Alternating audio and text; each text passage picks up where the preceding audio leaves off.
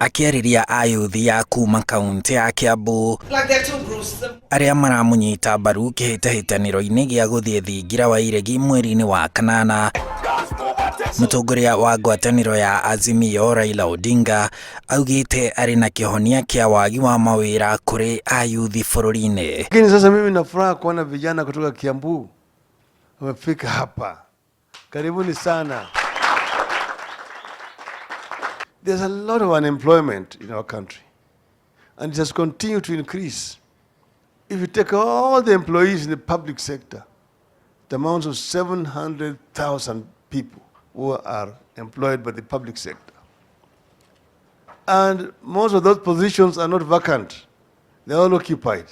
But every year, we push into the labor market nearly 1 million people. Odinga ongereire ati kiremithia kia andu kiumbe na honge kiumbe kuigithia guku bũrũri-inĩ na uguo gutura mieke ya mawĩra ni ungumania bũrũri-inĩ undu uria ehariirie kuhukia. The problem is bureaucracy, infrastructure, the cost of infrastructure, particularly energy, and then the corruption in our country is the biggest impediment to private sector investment in our country. Even local investors are frustrated the same way. And that's why we're saying we must change this. I know the kind of frustration that your Kali sector undergoes.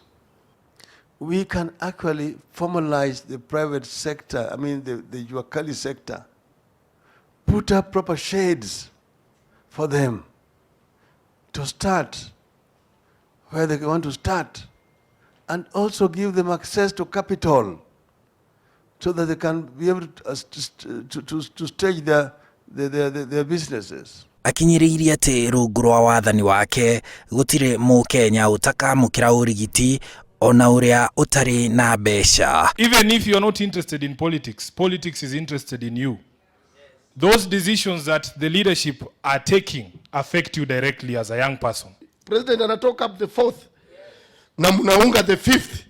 Sasa from the Juakali to the people on social media, to all of them, they are looking to you. And I know that when you become president, you will not leave them behind. Odinga augite kambeini ciake cia mwaka uyu irahurwo cabi juma yukite.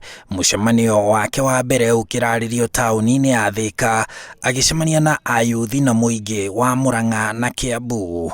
Handũ-inĩ ha Inooro TV, njĩtagwo Harun Njoroge wa Maina.